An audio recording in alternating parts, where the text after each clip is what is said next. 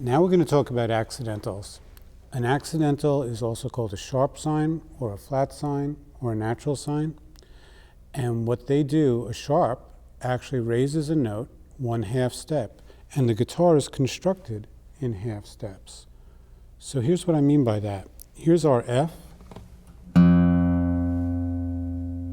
if I were to go to F sharp, that would be the very next fret. Yep. Okay, so F. Now when you add a sharp, F sharp would be the next fret. The other symbol you're going to learn in this book is a flat sign. Now a flat does the exact opposite. It takes a natural note and lowers it 1/2 step or 1 fret. So I'm going to play a G. Here's the G. Now I'm going to play G flat. If we lower it 1/2 step, we're going in that direction, because that's the notes get lower. And here's G flat. All right, now that's interesting. I also called that F sharp. That's very common. Actually, every single note can have more than one name. So if we go down a 1/2 step from G, we get G flat. If we go up a 1/2 step from F, we get F sharp, same note. Here's what's really cool about the guitar. The guitar is constructed in half steps. So as we go up the neck, let's try this. And I'm going to do it with one finger so we can stay focused. In fact, Carly, would you do it for me? Sure. I just want you to use your index finger. And the one thing I'm going to say, when we started out earlier, we said that there were 7 natural notes, A, B, C, D, E, F, G. These sharps and flats fall in between those notes, except there are 2 natural half steps. By natural, I mean you don't have to use the word sharp or flat. Those natural half steps are E to F, B to C. I'll show you what I mean in a minute. Let's start on F. Play your F. Now, F sharp, just move your finger. That's right. That's an F sharp. And it's an F sharp no matter what finger you use. Some kids will get confused. They'll think, but I thought F sharp was my second finger. Well, no. Whatever finger you use, it's still F sharp. Now, if we go up another half step, that's G. Go up one more fret or a half step, that's G sharp. After G sharp would come A, which is the next fret. And go ahead. We learned how to play the open A. Well, that's actually another A. That's the exact same note. This A here that you're playing right now at the 5th fret, exact same note as this. Okay? They're the same thing. Okay, you're on that A. A sharp would come next. Okay, go up to A sharp. Perfect. Above A sharp would be B.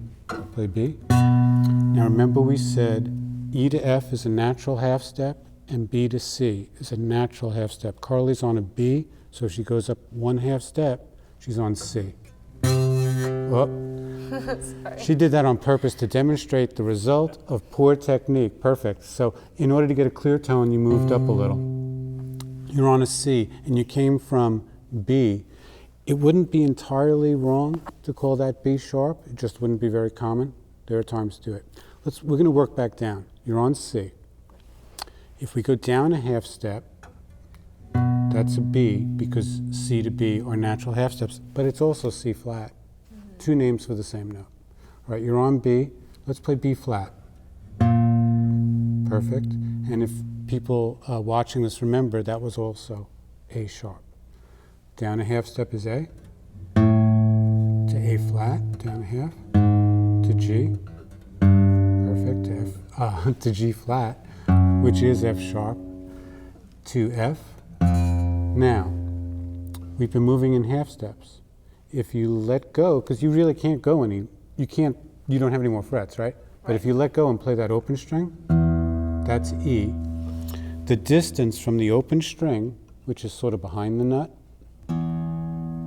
to the 1st fret is 1/2 step. It's the exact same as all these fretted distances are. So E, up a half step to F. Try again. Up one more. Oh man, she's really rattling. Try one more. Okay, so those are the half steps and whole steps. There's one more symbol in the book, which is a natural sign. A natural sign, you'll see it in your book. It's an interesting symbol. That cancels the sharp or the flat, so you just play the natural note.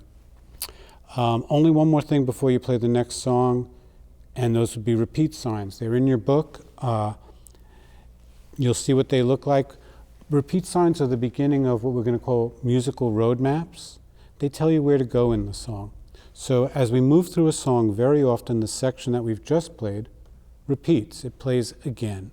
And when you get to the repeat sign that's facing back, we call it a left-facing repeat sign, you know to jump all the way back to the last repeat sign which faces it. Or if there isn't one, it's all the way back to the beginning. And all of that's explained in your book. So in most of the songs we play from now on, there will be repeats. That's part of playing music. In fact, usually when we like a song, part of liking it is that we get to hear the same thing several times. That's part of it. All songs are constructed that way. You hear a part, maybe it's a verse, and it repeats again. It's even more satisfying, hopefully, the second time. It also makes it easier to learn a piece of music, because where the repeat sign sends you back, you already know it. So that's a very good way to shorten the process of actually learning a song. It shortens the process, but if you're getting paid by the note, double scale. Okay, so let's move on to the next song.